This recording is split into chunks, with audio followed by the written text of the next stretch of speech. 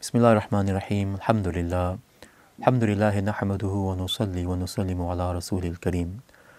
Amma ba'd faqad qala Allahu tabaraka wa ta'ala fil Qur'anil Majid wal Furqanil Hamid. A'udhu billahi minash shaitanir rajim. Bismillah ar-Rahman ar-Rahim. Allahu la ilaha illa huwal hayyul qayyum. Sadaqallahu al-azim. وقال الله تبارك وتعالى في شأن حبيبه مخبرا وآمرا إن الله وملائكته يصلون على النبي يا أيها الذين آمنوا صلوا عليه وسلموا تسليما اللهم صل على سيدنا مولانا محمد وعلى آل سيدنا مولانا محمد وبارك وسلم وصلي عليه. My respected brothers and sisters, Assalamu alaikum wa rahmatullahi wa barakatuh.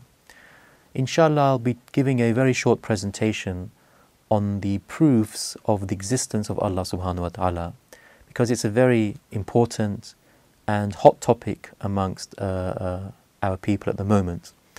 And in a previous presentation, I mentioned that if you just divide up the natural objects and the man-made objects, and you have an analogy whereby you know that even the simplest man-made object cannot be made by itself. For example, a simple pin, for example, a drawing pin or a common pin or a safety pin, it can't be made by itself. There has to be a man, a person, a power behind it. Similarly, if you extend that analogy now to the natural world, how can you then say if a pin, cannot be made by itself, how can the rest of the universe be made by itself? So you have to extend the analogy and you have to, balance the logic. So that is just one simple proof. And this proof actually comes from an incident which happened with Imam Abu Hanifa rahmatullah alayhi, where he was challenged by the atheists for a debate on the existence of God. So even at that time, the debates were raging.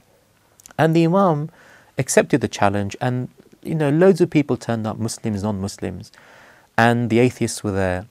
And the Imam was actually very late. He came extremely late.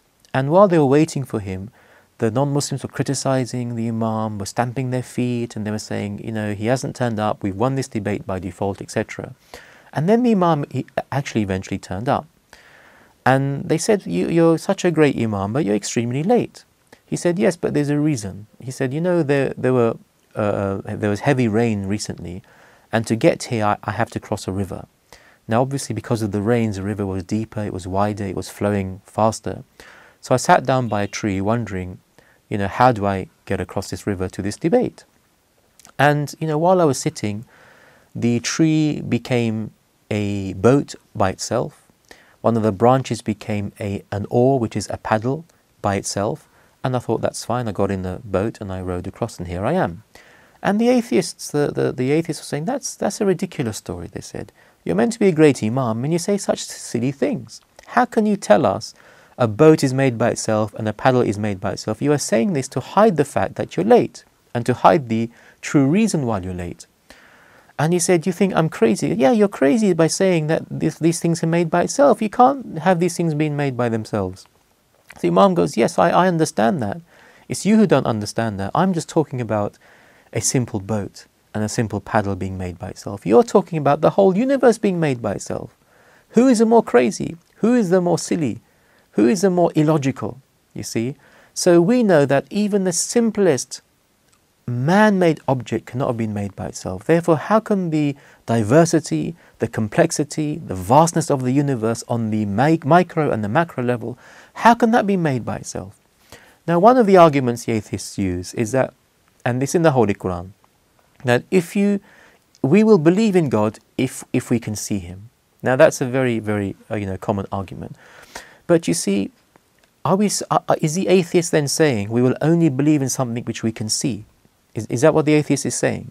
Because that is actually very common. Yeah, I will only believe in something if I see it. But the truth of the matter is, we believe in dozens of things we can't see. We believe in enormous numbers of things we can't see. Have you seen the center of the earth?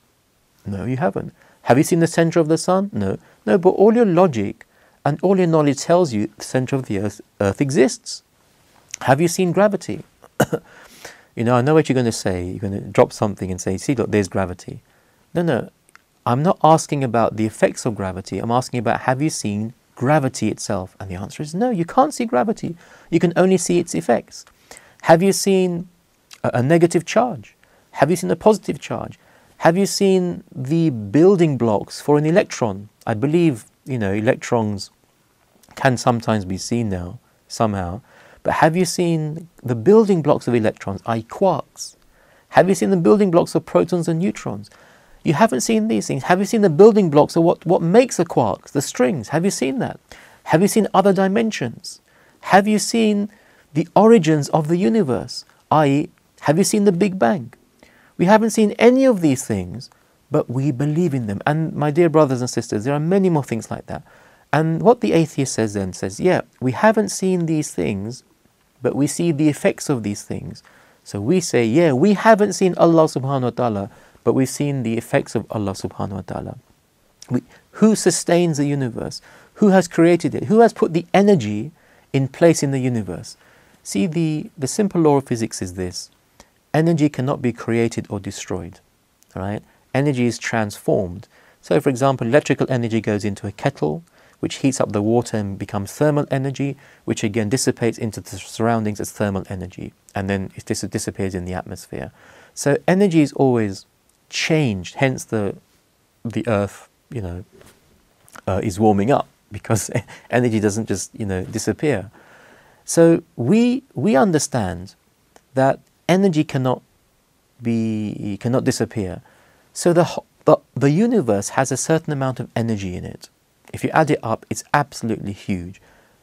Where did this energy come from?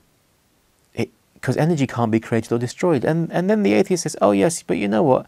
In the time of the Big Bang, the laws of physics were different. Oh really? So who made the laws of physics different? And who makes them as they are now? You see, whichever angle you approach it, you end up at the point there has to be a designer. There has to be a power. There has to be a mind. There has to be a design. There have to be sustainable laws that exist that keep the universe together, because not having these laws leads to chaos. But we are not in a chaotic universe. We are in a universe that has harmony, that has balance, and that have laws that look after it. So ultimately, just like you end up with a creator of a man-made object being a man, you end up with the creator of the universe being Allah subhanahu wa ta'ala, whichever way you look at it. And ultimately, as I said before, when you are faced with life and death situation, on a deathbed, everyone is a believer, even the most strongest atheist. When we are saved from a ship in a storm or a plane in distress, we scorn the hand that saves us. But during the time we are actually being saved, we are the greatest of believers. We are asking the greatest of forgiveness from Allah subhanahu wa ta'ala, and we are asking as much as we can help from Allah subhanahu wa ta'ala. At that time we are believers, but at other times our arrogance takes over, and no, we can't see God, even though the creation of God and God's magic and God's power stares us in the face. May Allah subhanahu wa ta'ala help us and guide us. Ameen. Wa akhiru da'wana and alhamdulillahi rabbil alameen.